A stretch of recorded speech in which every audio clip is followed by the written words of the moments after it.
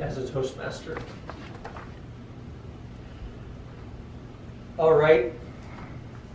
So usually our meetings break down into three parts: the evaluation portion, the prepared speeches portion, and the table topics portion of our meeting. What I will ask first is, Bruno, I see you're assigned to do the timer role tonight. Is that right? Can you share with us what is the responsibility of the timer? To time the people and let them know when they pass the minimum qualify, when they get the warning, and they have to stop at the red. Okay. To help them to time them their speech. Okay, good. Thanks, Bruno. Majid, can you share with us the grammarian, the counter responsibilities tonight?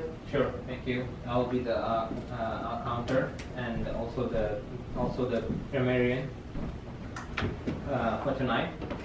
So the counter, I'll be looking at the words that we usually use when we are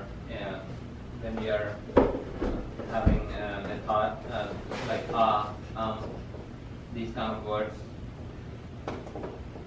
So this counter is just for individual to think like how many filler words that we are using and how can we avoid it. So usually I'm the winner in this section, so let's see if somebody can beat me. And the next part is the grammarian. Grammarian, I'll be looking at the proper usage of English language and also the word of the day, that is the droll, which means curious. So we are tying the word, so it would be easier for anybody to use it as a C during the meeting event. Thank you. Okay, thanks, Majid. David, can you share with us the general evaluator responsibilities? Certainly. Hi. I will be evaluating everything that goes on at the meeting, taking notes, looking for ways things could be improved upon, or with the exception of the speakers and table topic speakers, if those roles are to have their own evaluators assigned. Thanks, David. And Carrie, last but not least, can you tell us what the table topics master does?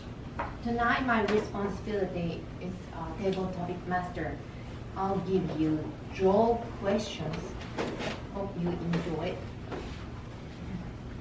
Good use of the word there, Carrie. Thank you. Okay, so we've gone over the important roles of tonight, and so we're going to transition into one of our most important parts of the meeting, which are the prepared speeches. And tonight we have a really great treat for you all, because Maurice, who is a big veteran of our club, who has a lot of public speaking experience, is going to be sharing with us tonight his particular prepared speech that is on online ancestry research, which is an opportunity for him to connect with the audience on a subject matter that is unfamiliar to most of us. So let us give a big round of applause and welcome Maurice.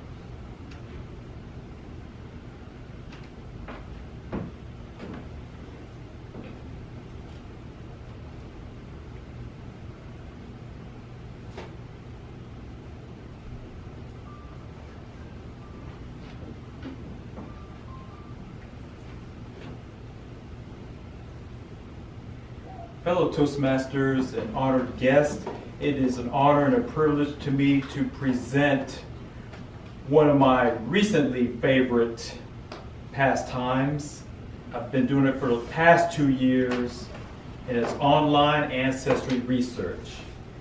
To give a background of my ancestry research, when I was about 15 years old, I had an aunt tell me some of my ancestors and my family going back a few generations, and it was the first time I heard some of these different last names, besides my mother's maiden name and my father's last name. And it was real interesting what she told me, and she wrote it down, and I don't know if we kept it. I don't remember keeping it or how long we kept it, what she wrote down, but it kind of got a spark going in my head about finding who my ancestors are in my family. And many years later, about a couple years ago, I took a DNA test through Ancestry DNA. And to go backwards one more time, when I was 15, the internet was not a thing. So if you wanted to do your ancestry research, you had to resort to microfilm, maybe at the library or wherever.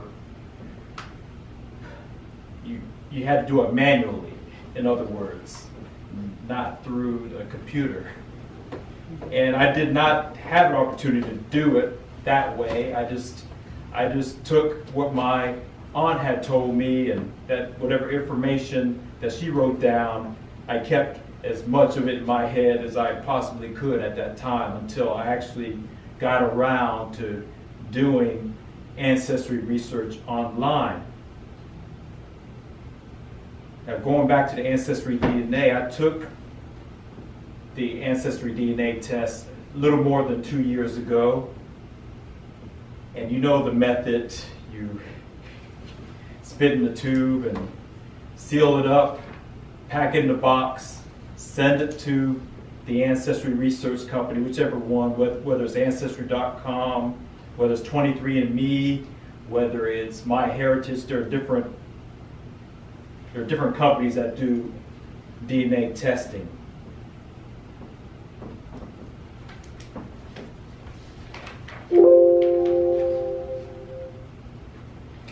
And this is my results. I'm not going to go over the results. I just have it here to present what the results look like on the Ancestry DNA site. And you see different continents, and then the different countries within those continents where the DNA indicates that my ancestry is from. And then the same is shown on the world map, the regions of the world where you have your ancestry origins, as you can see. Now with Ancestry DNA, and I'm pretty sure that is true with the other ancestry websites, there are upgrades, not changes in your DNA, but changes in the analysis. And since I took the DNA test, there were 2 upgrades in the analysis of the DNA, and the origins have changed. Now the continent percentages stayed the same, but the countries' percentages changed through each upgrade. And that's what you will go through, at least with Ancestry DNA, and again, I'm pretty sure it's true with the other ancestry websites. So this is shown right here as my first result, and then this is the second result. And the countries changed a bit, and this is the latest result. And the countries changed a little, just a little bit more, but the the continental percentages still stayed the same for my results. There are other features in the Ancestry DNA, and I think they are relatively new, but I hadn't logged in quite a while to see exactly when these other features of the Ancestry DNA website started. One is called Through Lines, and what that is, based on my DNA results and maybe other people's DNA results that they found matches for, they can guess, they try to guess who an ancestor of yours is from years ago. I think that's based on the DNA results, and it's based on the family trees of those who closely match your DNA results. So they make suggestions now for who this ancestor was back, let's say, in the mid-1800s or late 1700s. Another website that I utilize for ancestry research is called FamilySearch.org. And it's a free website where you can search for your ancestry and your and earlier members of your family history. So between Ancestry DNA website and the FamilySearch.org website, I found quite a bit of people in my family going back, and at the same time I hit a few roadblocks. For example, on the Heidelberg side of my family, I can only go back right now to my great-grandfather, and I didn't even know who my great-grandfather was until about a little more than 2 years ago. And then there's other roadblocks. For example, my grandmother on my father's side, we don't know her biological mother. My dad had a step-grandmother. He had a step-grandmother, but he doesn't know who his biological grandmother is. My aunt, who's a few years older than my dad, just remembers a name, and I just searched based on that name. But that is research that's ongoing. And then I just made this out of Microsoft Word for a branch of my family tree, and on the top is my grandmother, and then below is her father, and then that's his mother and father in the green, and then that's their parents in the blue. So I managed to put that together.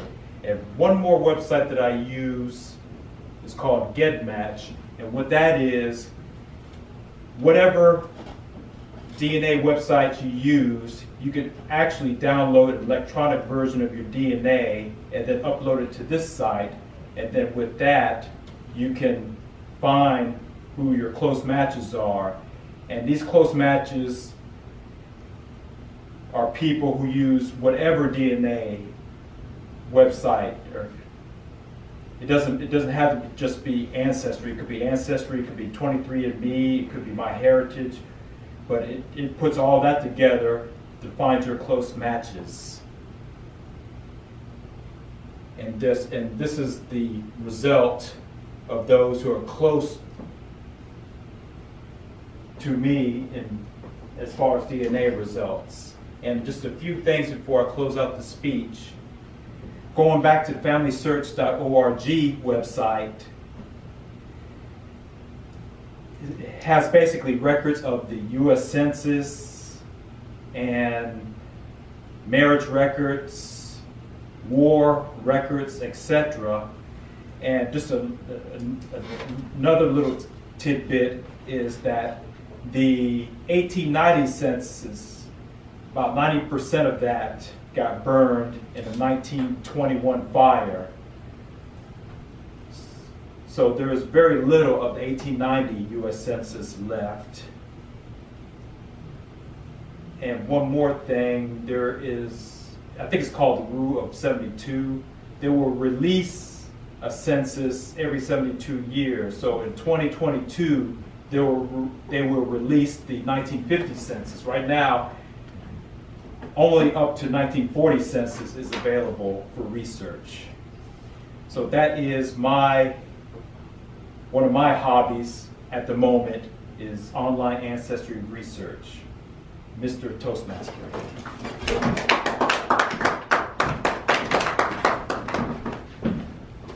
Thank you, Maurice. I'm sure with this presentation you have made more people more droll about this particular topic matter, and hopefully more people will be interested now in learning more about their personal background and genetic history. Yes.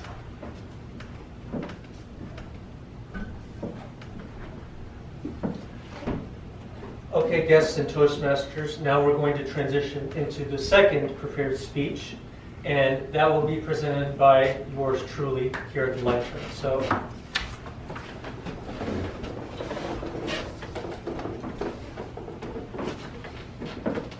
my fellow Toastmasters and honored guests, I want you all to participate in a short quiz that I made. The question is, what percentage of jobs are filled by traditional networking alone?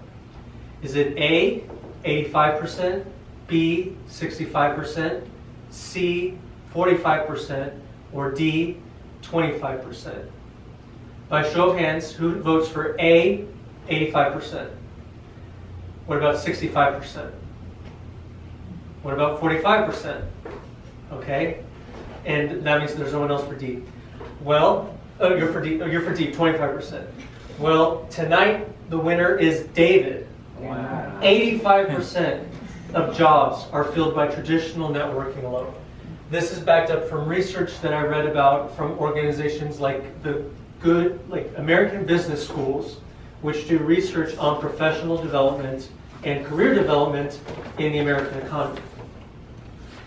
I hope this statistic has made you more droll about the importance of networking and recognizing that face-to-face communication, in many ways, there's no substitute to it. Even though we have Facebook and all these internet connection sites, there's still no substitute for face-to-face meetings and person-to-person connections. And that leads to my topic of today, which is about my personal experience with professional networking and its importance across the planet. Now, I want to explain, first of all, that even though I'm more comfortable with the spotlight thanks to Toastmasters and I'm getting a better profile and understanding of public speaking, I still feel that I'm more of an introvert at heart, because I really much appreciate alone time, with a good book, a nice quiet time, and I really appreciate having time to myself. But I think it was important for me to learn the importance of networking and develop a better skill set when it comes to socializing and things like that. Primarily because when I returned to Mobile and I started hanging out with my friends who I knew from a very young age, they were still very interested in more sedentary activities like computer games and video games. And I, being more an environmentalist now, I was developing more of an interest in hiking and camping and things like that. And so I recognized the reality that either I could be stagnant and try to convince my friends to do new activities with me, or I need to go out and get new friends. And I can assure you, there is no place on this earth that people are going to be running up to your doorstep and say, I want to be a friend of yours, I want to be your new friend, I want to start hiking with you. You have to go out and you have to find those people for yourself. And that's when I recognized that I needed to start developing the socializing muscle and this networking muscle if I wanted to start hanging out with people and do activities that I'm more passionate about. So that was a really big watershed moment for me for recognizing the importance of networking. Not only for the career aspect, but also for the socializing aspect that we are as human beings. We're very social, and we like to share activities and events and experiences with friends that we know are excited about the same things that we are. Now, for those of you all who are still interested and a bit concerned or hesitant or have some self-doubt about networking, I did want to share with you all 2 helpful tips that I learned about networking in my master's program. The first tip that I wanted to share was whenever you go to a networking conference, make sure when you make a connection with someone, make sure you write down on the back of the business card that they give you what you talked about. If I ran into Majid at a telecom conference, for example, but he and I connected over a love of soccer or another sport in mind, when I would get Majid's business card, I would make sure to write down on the back, oh, me and Majid, we really connected about the World Cup last year, or we really are rooting for this team, or we really like this particular player. Because none of us really remember people that we meet based on their name alone. We remember them based on what connections we had with them, or what passions that we have with them, or what we specifically talked about, what we got excited about. So make sure the next time you make a connection with someone at a big conference, make sure you write down on the back of the note card what it is you really connected on, what brought you two together and made you really have a great conversation. The other thing that I want to remind everyone was that, at least for me, I still get a lot of self-doubt whenever I attend a big conference because I'm concerned that I'm not going to connect with someone, or I'm going to say something really dumb or really stupid, or I'm going to look like an idiot in front of a conference group of people. And it's important to remember that these conferences that we're going to go to, they happen on an annual basis, and everyone who's coming to these events are wanting to connect with other people. They're also very social. They want to make connections with people, and they're not looking to throw you under the bus or to blow you off or be rude to you. These events are successful and continue to be successful because they draw in the right crowd and they provide and build an atmosphere that is friendly and welcoming. So the next time that you feel a sense of self-doubt or concern that you're not going to connect with someone at a conference, remember that these conferences are built to facilitate a friendly environment, and they are attracting the right people who you're going to connect with and get along just well. Thank you all for your attention tonight on the importance of networking. I hope you all have become less scared, more droll about it, and hopefully any inklings of self-doubt you might have been reduced thanks to listening to my presentation on networking. Thank you all very much. Mr. Toastmaster. All right, thank you everyone. Now we're going to transition into the next part of our meeting, which is our table topics portion of tonight, and that's going to be led by the lovely Carrie. Let's give her a warm round of applause.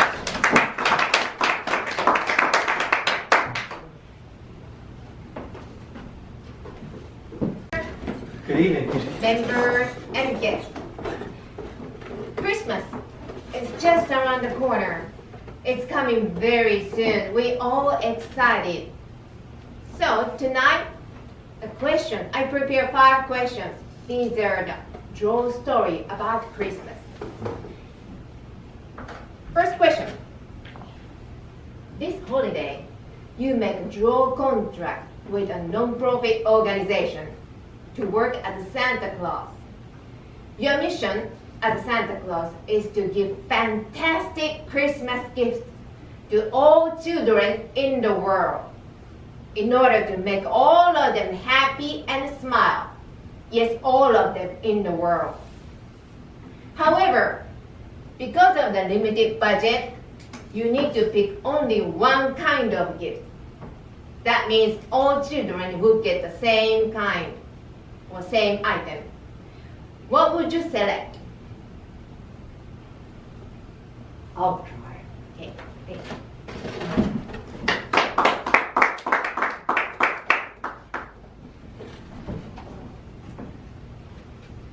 Good evening, Mr. Toastmaster, Toastmasteries, honored guests. My question was, if I was Santa Claus and I could only have one gift for all the children of the world, the same gift, what would it be? Well, I don't like children, so it would be a lump of coal. I'm kidding. I think the most powerful gifts would be a book. I love to read, and television's great, you know, playing games are great, cards are great, but there's nothing like getting immersed in a good novel. My heart has just gone out to characters that I've grown to love in books and different things of that nature. Or a book on learning. There's just never enough things to learn about.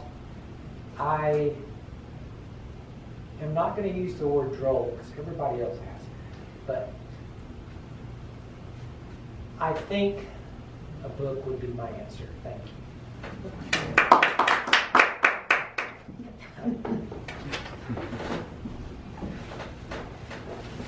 Now you select a wonderful gift. I like books. That's a very good idea. But wonder which language. Well, just put it aside. Wonderful gift, but you have a time limit. You have only one night of December 24th, and you need to efficiently deliver the gift to all children in the world. What would be your strategy? How would you do that? Please, no Amazon Prime or Uber are used. Okay.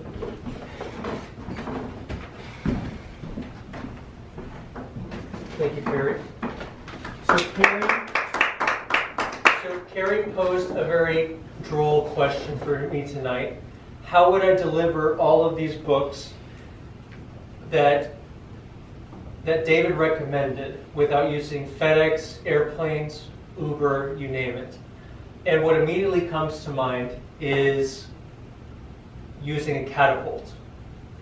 Because I think with enough physics problems and enough math application and things like that, we could, and with the elves' help, I'm sure we could design catapults in such a way that they send the right book to the right destination to the right address.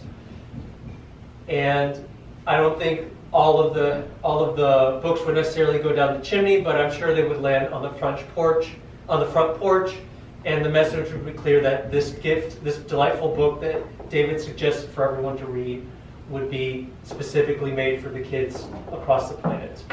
Thank you, Carrie. Thank you. That's very efficient. I like that idea. And I think all we need is a couple hours, December 24th night. And the third question. When you visit Brandon's house, Brandon is a 2-year-old boy who is the most rambunctious and bad kid that I used to babysit. And he complains the gift. He cries, and he screams, I don't want it, I don't want it, I want the credit card. But remember, your mission, Santa Claus' mission, is to make all children, even including this bad kid, happy and smile. What would you do to make him happy and smile? Anyone? Caressa.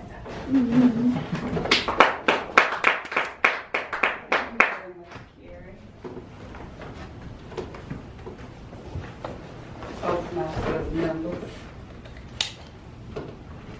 I enjoy the topic and how it played off of everyone else's. So we have a book that needs to be delivered. We have the delivery system, catapult. And now we have a complaining child that does not want the gift that's been bestowed. This is challenging because I haven't celebrated Christmas probably in close to 40 years. So me being there would be curious in itself, or droll in itself. I do have a great familiarity with children, raising one. So you don't want it. The first thing I would curiously or drolly ask is why. I would engage you. I would want to know what the reason is. Is the reason the book, the source, or Can he read? Is it in his language? So after we troubleshoot what his challenge is, and maybe it is not the book of his choosing, when David requested a book, I immediately thought about the Bible, but maybe that would be a little over this 2-year-old's head. I thought about a book introduced by my own daughter so many years ago that has a story just so curious, so droll, that it satisfies problems even right down to this day. I think he would be interested in Bud, Not Buddy, a wonderful book that I actually got to meet the author of so many years ago with my daughter. Bud, Not Buddy. One of his philosophies for life was whoop, zoot, and sloop. And I would address that young man, that 2-year-old, whoop, zoot, sloop, which simply means he can do it your way. Thank you.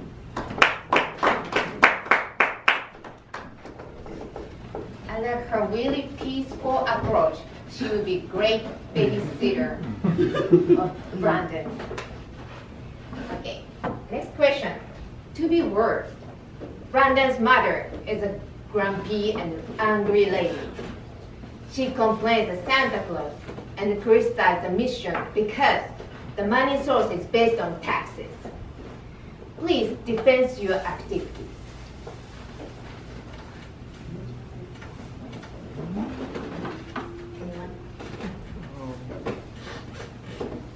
What you said, defend? Defend your activities. Okay. Because the mother is very mad at Santa Claus. Because the money source of all activities based on the taxes. Anyone?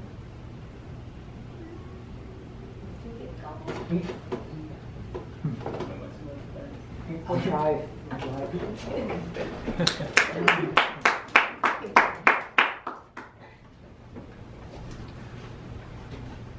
Good evening again. So everything Santa Claus does, and you may not know this, all the gifts, fuel for the sled, the reindeer, everything's, we pay for it. It all comes out of our tax dollars. Now, a lot of people are not happy about this, and one lady in particular. But we must consider, without taxes, there would be no government.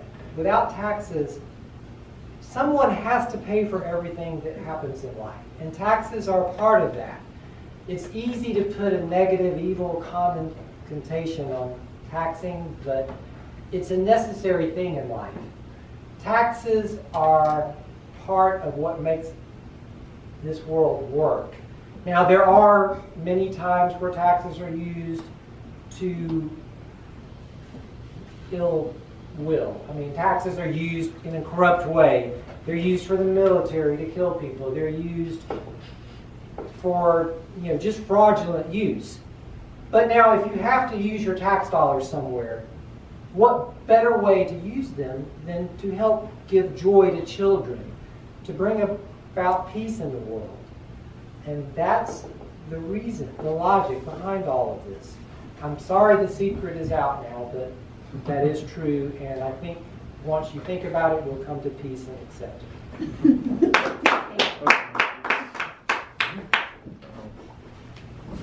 That was very persuasive because David used to work for the Alabama State. Okay, well, it's 27 after now, so. Okay. This is the last question, quick question. Now your mission is accomplished. Congratulations. And then you will get the Christmas gift from your contractor, the SCAN, S-C-A-N, the Santa Claus Association of Mobile.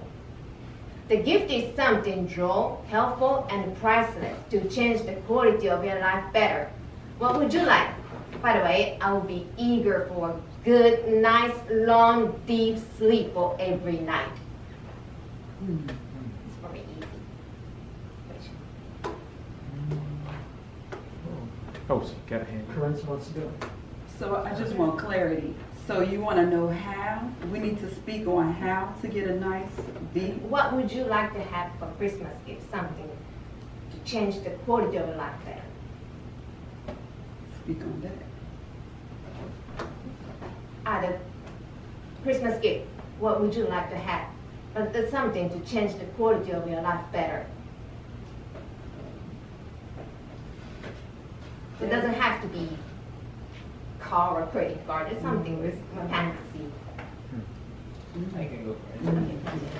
Thank you.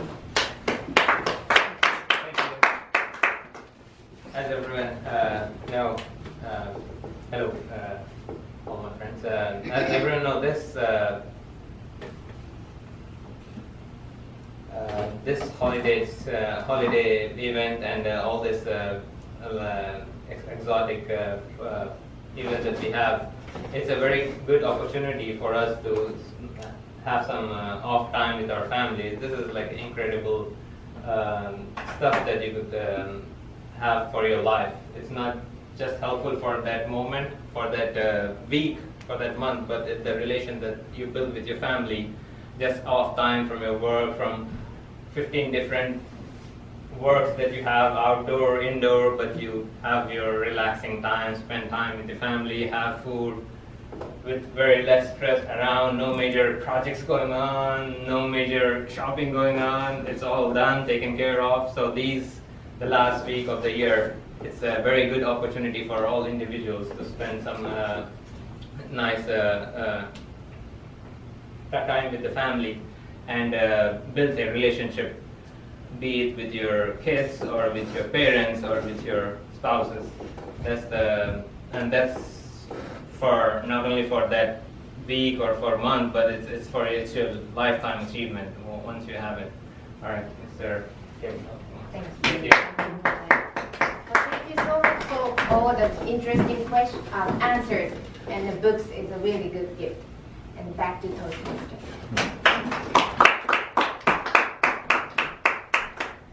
Thank you, Carrie, for the holiday-themed table topics and integrating a nice story behind each of the questions. It was a very nice exercise of the mind tonight. Thank you so much. Okay, now that we've wrapped up with the table topics, we're going to transition into the evaluation portion of our meeting, the third pillar of our meetings, and that is going to be spearheaded by the irreplaceable David Roberts. So let's welcome up to the lecture.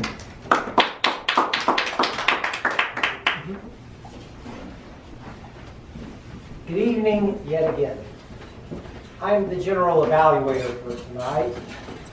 I think the meeting overall has gone very well. We should all congratulate ourselves for being here. It's a small crowd, but it's the Christmas season. People are busy, but we made time to come to this meeting. And that's an important thing. We're working on ourselves. And really, I have seen improvement in the short time that I've been here. I have seen improvement in the members here. I really have. I've seen people start to grow. So it's very inspiring. This meeting, I think there were some issues with time management. We were a minute late starting, and then we had to do a recess. And that, we can kind of get away with that, except that when things go long, when some of the speeches go long, and it starts to add up and build up. And now here I am taking more time. But all in all, that's okay. I mean, I think sometimes a longer meeting is not necessarily a bad thing. When we try to stay exactly to the letter, to the second on everything, important things can get missed. I think one of the things we could have worked on when Maurice was giving a speech, just like having some things set up ahead of time, what we can would be helpful, just because it's a sort of a distraction. And also maybe when we're using the TV monitor, like the spotlight, turning that off might help with vision. Just a thought. I did really enjoy Maurice's speech on the census. I learned some things. I did not know that there was a 72-year delay in releasing the data. I guess that's for privacy reasons. And I didn't know about a big fire where I never thought about census records being lost. That was interesting. And Diego made a very good point about when I'm always getting, or when I was working, not working, but I was always getting business cards from people, and I would stick it in a drawer, put it in my pocket. But writing on there, in the context in which I received it and what we talked about is a brilliant idea. That is something that would make it memorable, and when I reconnect with that person, something I could bring up. So that's great. But I think overall, one other thing I would like to mention in general, I've noticed I think it's very important for audience participation in Toastmasters. We can sometimes, and it's very good, we're very trying to do our roles, the awe counter, the timer, but sometimes we get so focused on that we're busy doing this and someone's up here speaking. I think it's important to give our full attention as much as we can. And it's a difficult thing because human beings cannot multitask very well. But it's something I've noticed in my working career. If a boss is sitting here talking and I know he's saying something really important, and then you have another employee that's just working on something. It may be something the boss asked him to work on, but it doesn't look good in the boss's eyes. It's like, I'm saying something, you need to be paying attention to me right now. So just a thought, but that's, I'll go ahead and introduce the first. I believe Maurice gave the first speech, and Diego is going to give his evaluation. Thank you, David. Thank you for the good points and feedback. I know you're interested in making sure our meetings and our Toastmaster group shines brightly. All right, folks, I had the great pleasure of evaluating Maurice, a veteran Toastmaster of our group, and it is no surprise to everyone here that his expertise shows. This is not the first speech he's given. Maurice, I really thought it was really wise of you to start out your speech with sharing a personal story or background as to what got you interested in this topic in the first place. I've been trying to listen to more topics and suggestions on how to give a better opening to the speech, because that's really the best opportunity for you to grab the audience's attention and then maintain it for the rest of the period. So I thought that was very good of you to make it personal and share a little personal information about what brought you to getting interested in ancestry research. Maurice, I felt that at least 50% of the time you were either looking at us, and then the other 50% of the time I felt you were looking at the computer screen a lot. And I feel like that is because you were relying a bit too much on the notes. And so it really kind of really separated us from the making a connection with you and what you were telling us about, because sometimes I felt you were talking to the monitor, and then sometimes every now and then you recognized that we were in the room and you had to share this piece of information. So I would encourage for the next speech that you work on, focus on less reliance on the notes, or if you do have to look at the slides, try and look at them less regularly. Maurice, I think you really do a good job of using your entire body to communicate your message. You do a really great job of incorporating your hand gestures to complement the ideas you're trying to communicate. For example, when you explained that the general procedure for sending in a DNA sample was spitting in a tube, packing it up, and mailing it, you used your hands to help indicate those actions as well. Rather than just staying here, you spit into a DNA tube, you pack it up, and then you ship it off in a way. Without using your hands, it comes off really awkwardly. So it's very good to see that you are natural when it comes to using your entire body to communicate the ideas you're trying to share in your speeches. One more area of improvement I would suggest to you is to increase audience participation, which was a point that David brought up in his general evaluation, was to begin your speech with a question to the audience, maybe by show of hands asking, who here knows a little bit about their ancestry background? Or do you guys know about 52andMe? Or other DNA websites that I can't think of at the moment, but you know what I'm talking about. Yes. So incorporating some engagement with the audience to make it more of a dialogue rather than a monologue. But overall, Maurice, you're doing an excellent job of showing what it's like to be a veteran Toastmaster. There's a lot of great improvement that I've seen, and I'm looking forward to the next speech that you're going to give for us next time. Now I'm going to relinquish the lectern back to the general evaluator.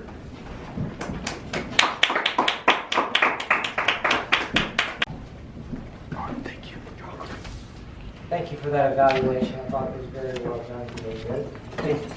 And also, I didn't mention that the table topics, I enjoyed that. I think having a theme the way you did, and especially one relating to this time of the year, is a really good idea. And I like the way you asked the questions and got people to participate. So our next evaluation will be on Diego's speech, which will be done by Maurice.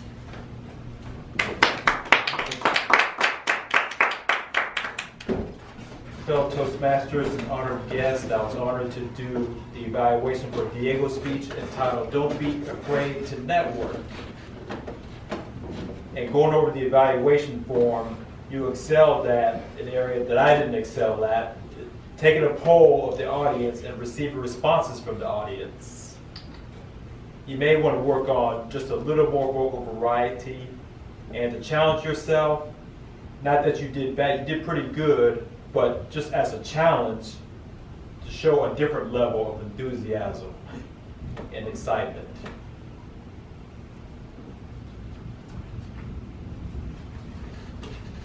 Going to the evaluation points, had good clarity, very clear voice and language, vocal variety, used a little vocal variety more at the beginning of the speech. Eye contact, you maintained a good level of eye contact. Gestures, showed well-timed gestures. Audience awareness, the audience was engaged and participated in the speech.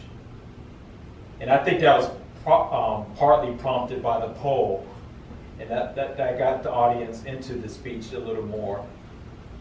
Comfort level, you appeared very comfortable with the audience. And the interest, the audience showed great interest in the speech. Again, partially prompted by the poll at the beginning. And a thing about the speech, when you were asking that question, I didn't really know. I thought maybe high percentage, maybe low percentage. Yeah, but I'm surprised it's 85%. I thought it was going to be lower. But you did your research and you found the answers to those questions. So it was a very good speech. It was well presented. And that is my evaluation of Diego's speech, Mr. General Evaluator.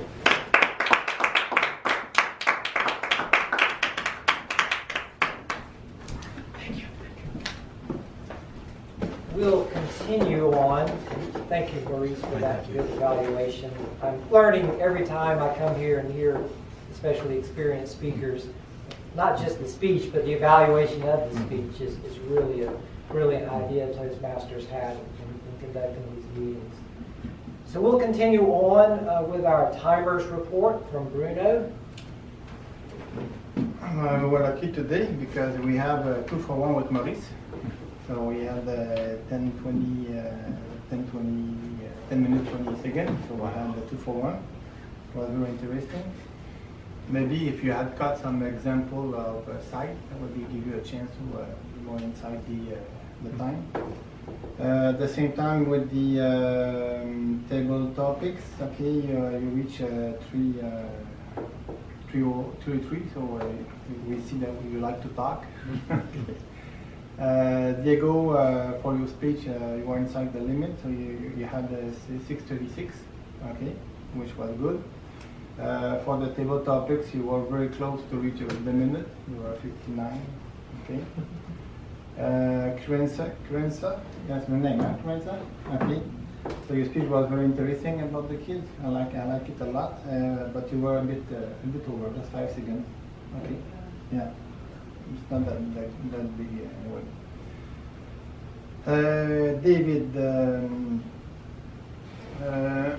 David, you done the evaluation, okay. You were at 3:28, okay, the evaluation, and you were supposed to be inside 3 minutes, okay, just a bit more, okay. And the other table topics are very great. You are 113 and 135, so you are really inside the limit. Okay. Majid, you make with the table topics 125, so that's great.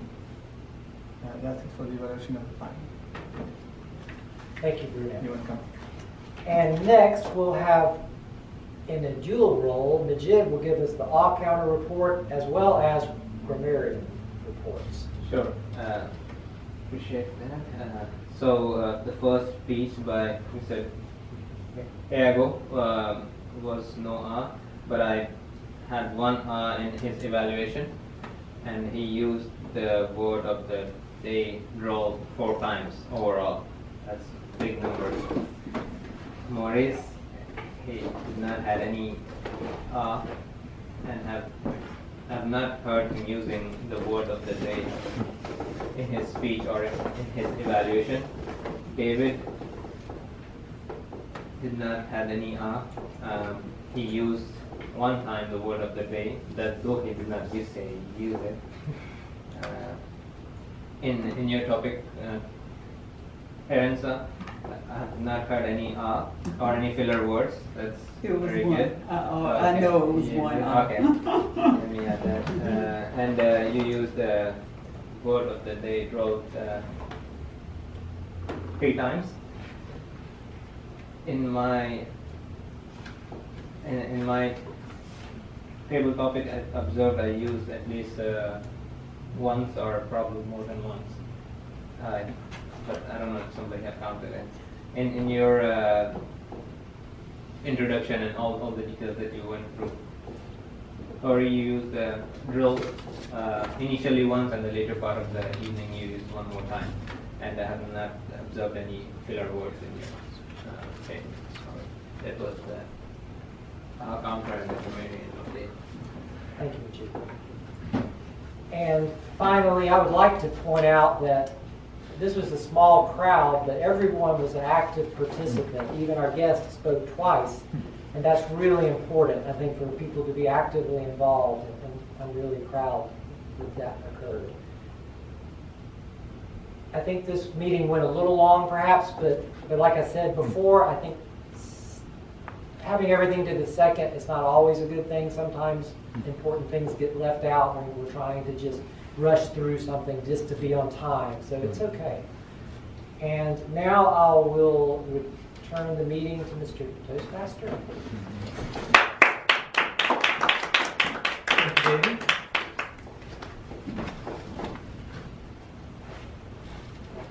All right, so now we're going to ask Maurice, you mentioned earlier you had a specific thing to do about education overview tonight, right? Yes, if anyone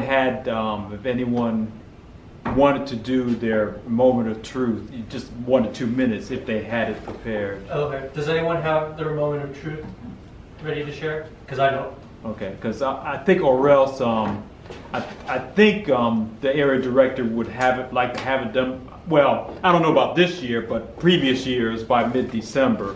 But we did do the whole thing. We did do an overview of the whole thing way back when. Yes, I remember we did. Yeah. Yeah. So. I'll send him an email and ask. Okay. Yes, Carissa? I had a question. Maybe I haven't been in Toastmasters in a long time, but if you could spend time explaining what that is. I'm not familiar with that. Moment of truth? Yes, there are 6 moments of truth, and I don't, well, I tell you what, let me pull out the sheet of paper. It's just points where the club can improve in 6 areas, and those 6 areas are first impressions, membership orientation, fellowship, variety and communication, program planning and meeting organization, that's number 4, membership strength, number 5, and number 6 is achievement recognition. And it's just points where the club can improve. For example, first impressions, greet each guest at the door, introduce the guest to officers and members, give each guest a name tag, ask the guest to sign the guest book, set up a professional looking meeting room. And I think technically the way it's set up, the club breaks up into groups, and each group takes a different moment of truth and go over the main points of the moment of truth and see where the club is excelling and where it can improve. So the moment of truth is a role. So someone can take that on, like greeting each guest.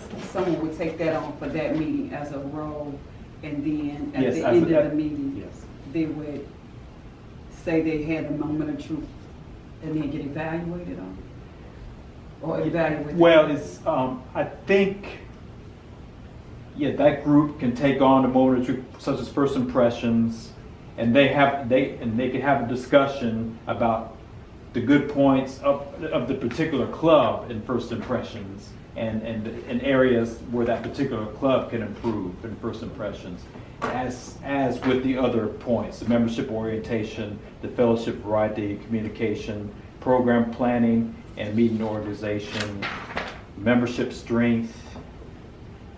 For example, we're at 17 members. How can we improve to 20 or more?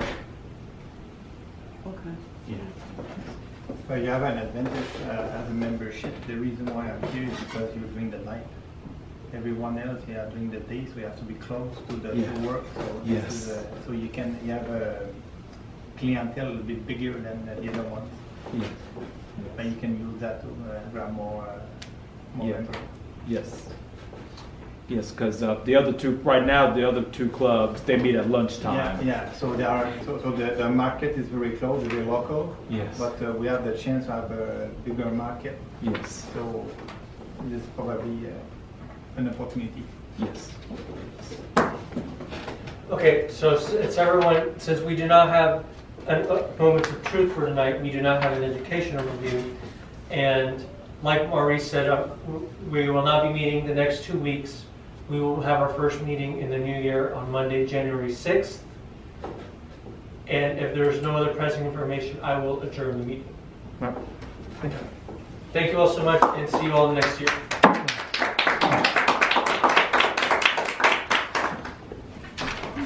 Harry, thanks for making the word of the day up here. I think that helped a lot with